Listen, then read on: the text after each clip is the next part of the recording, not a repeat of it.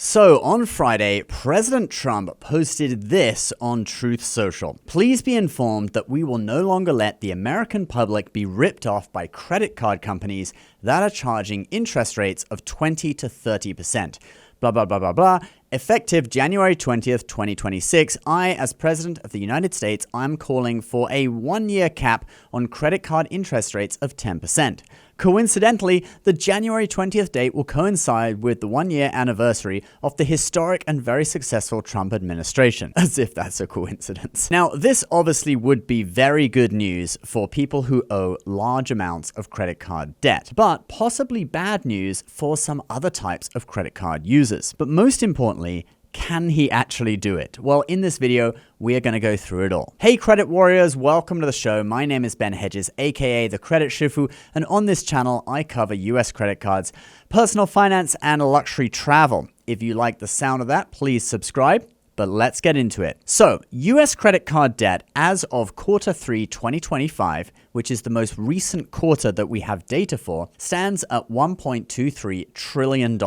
It will probably go even higher in Q4 as it normally does if you look back at historical trends with holiday spending. Now, this is a problem. It is costing Americans a lot of money. The average interest rate for new credit card accounts right now is 23.79%, meaning that if you had, say, a $10,000 balance that you're paying interest on, you would pay $2,379 per year. And there are many people and families that have balances of $20,000, $30,000, or more. Now, these balances have built up due to the period of serious inflation that we've been through over the past few years, with inflation hitting 9% at its peak in June 2022. People have spent down the savings they accumulated during COVID and have started spending more than they earn, putting that debt onto credit cards. So that is the problem, and this is Trump's proposal to fix it.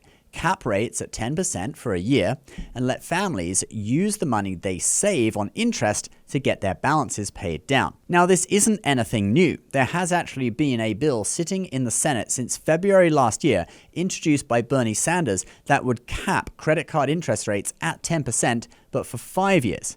But it hasn't gone anywhere. So could Trump actually succeed and do this where the Senate has failed? Well, first of all, there will be stiff opposition from banks who say that this would be devastating for their business model. US bank stocks are all down, with Capital One, who rely heavily on their credit card business and especially lending to subprime borrowers who they can charge the highest interest rates to, hit the hardest, down 7% this morning. CNBC interviewed some insiders who said that big banks would not be able to afford taking their entire portfolios to 10%.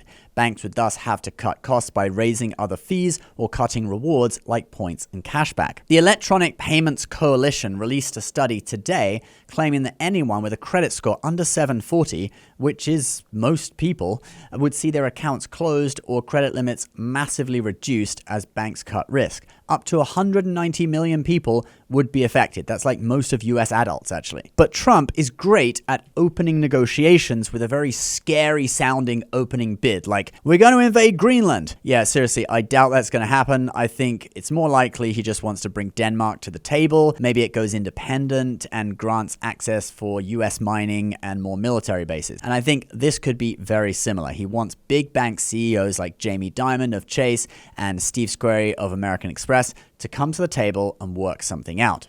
Maybe they reach an agreement to cap it between 15 to 20% depending on credit score.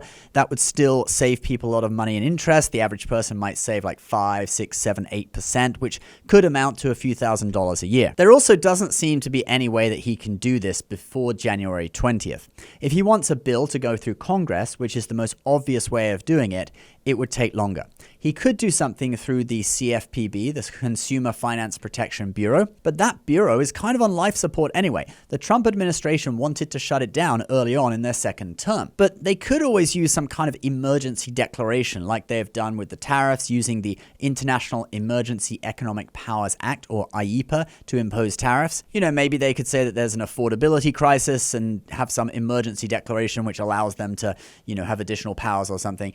But whatever it is, it has to be done before January 20th to live up to what Trump set out to do in his Truth Social post. Now, lastly, is this good for us? Well, all types of people watch this show, okay? So if you in the audience owe credit card debt and you're paying interest on that, then some kind of reduction in your interest rate, as long as it doesn't lead to your accounts being closed because you're a higher risk and then you have to end up paying it all at once and you don't have the money, so you go bankrupt, as long as it doesn't lead to that, it is a good thing.